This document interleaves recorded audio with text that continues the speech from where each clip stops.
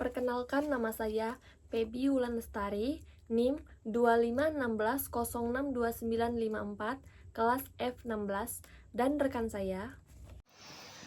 Perkenalkan, nama saya Meisy Putri Apahanda dengan NIM 2516062949. Baik, kami dari kelompok 6 akan membahas tentang titik, garis, bidang, ruang, dan sudut. Selamat menyaksikan. Di sini saya akan menjelaskan materi tentang titik, ruang, serta kedudukan, pembentukan, dan juga sudut-sudutnya. Dalam matematika, khususnya pada cabang geometri, ada beberapa konsep dasar yang harus dipahami dan sangat penting. Konsep dasar tersebut adalah titik, garis, bidang, dan ruang. Tentunya ini sangat berperan penting di dalam matematika dan saling berkait-kaitan. Baiklah, saya akan menjelaskan konsep dasar geometri yang pertama, yaitu titik. Tentunya kita sudah tahu bahwa titik itu sangat sederhana, tidak mempunyai panjang, tidak mempunyai lebar, tidak mempunyai tinggi. Titik hanya seperti ini. Sering kita dengar bahwa titik itu adalah penanda akhir dari kalimat. Namun di dalam matematika, titik tersebut berguna untuk menjadi penanda di mana letak sebuah garis atau kubus atau bidang lainnya. Jika kamu menggambar 3 titik garis, jika kamu menggambar 3 titik yang tidak segaris dan menghubungkannya, bangun datar yang akan kamu buat adalah segitiga. Jika kamu menggambar satu titik puncak dan tidak memiliki titik pada alasnya, kamu sudah menggambar kerucut.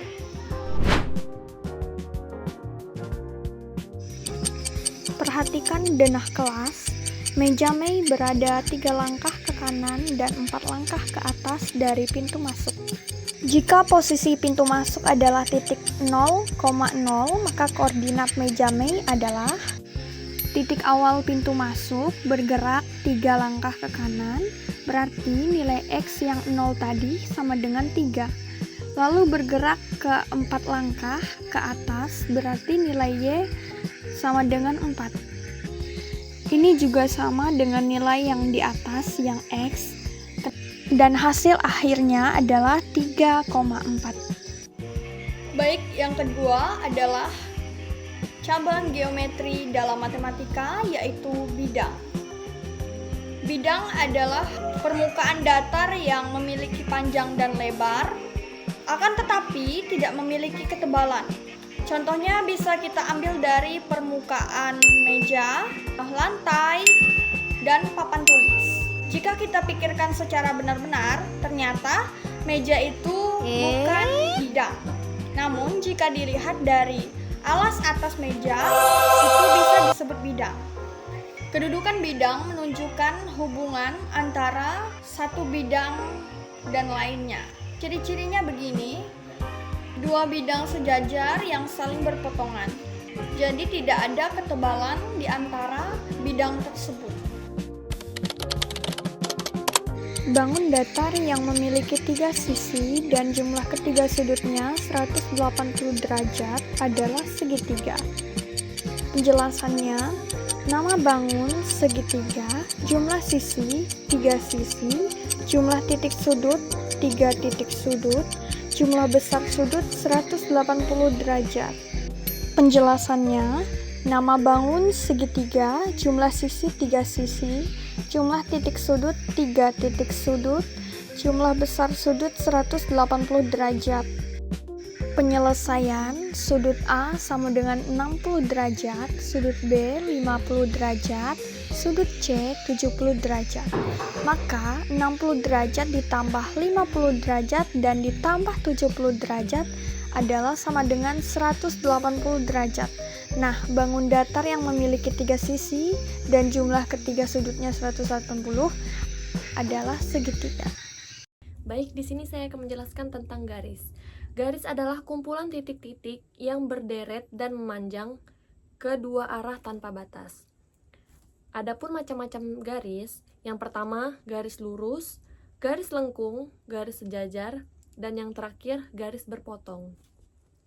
Kedudukan garis terbagi menjadi 3. Yang pertama, sejajar, yang kedua, berpotong, dan yang ketiga, bersilangan. Dan adapun garis pembentuk sudut yaitu 2 garis yang berpotongan membentuk sudut. Selanjutnya, arah garis. Arah garis ini terbagi menjadi 3. Yang pertama, garis horizontal atau mendatar. Yang kedua, garis vertikal atau tegak. Dan yang ketiga, garis diagonal atau miring. Baik, semuanya bisa dilihat di sini. Terdapat kubus ABCD, EFGH.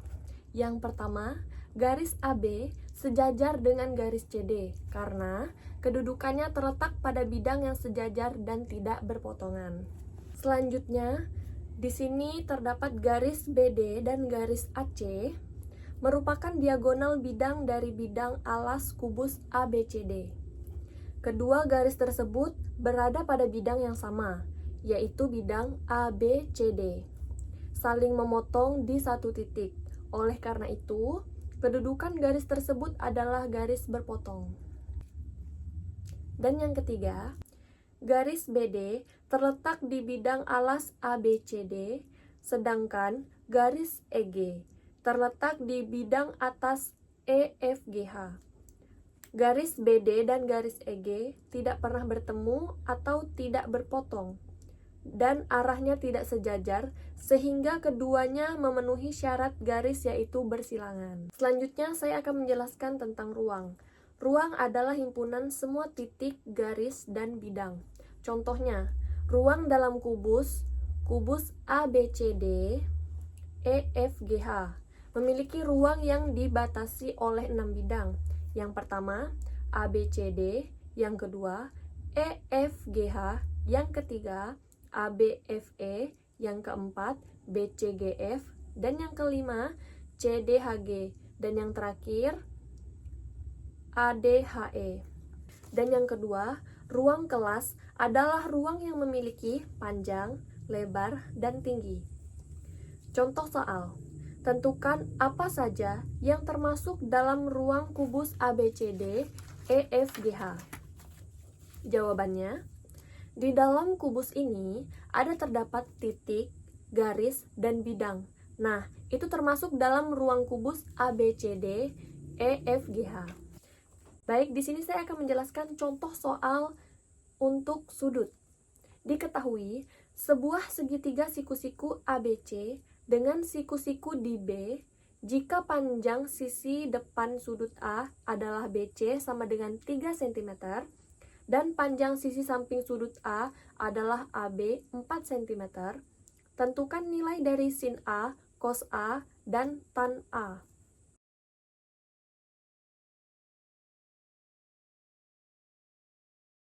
Langkah pertama, cari panjang sisi miring AC menggunakan rumus Pitagoras. AC sama dengan akar AB pangkat 2 ditambah BC pangkat 2 sama dengan akar 4 kuadrat ditambah 3 kuadrat sama dengan akar 16 ditambah 9 dan hasilnya akar 25 sama dengan 5 cm. Langkah yang kedua, hitung nilai perbandingan trigonometri. Sin A depan miring sama dengan BC per AC. Hasilnya 3/5. Cos A samping dan miring sama dengan AB per AC. Hasilnya 4/5. Dan yang terakhir tan A depan dan miring sama dengan BC per AB dan hasilnya 3/4.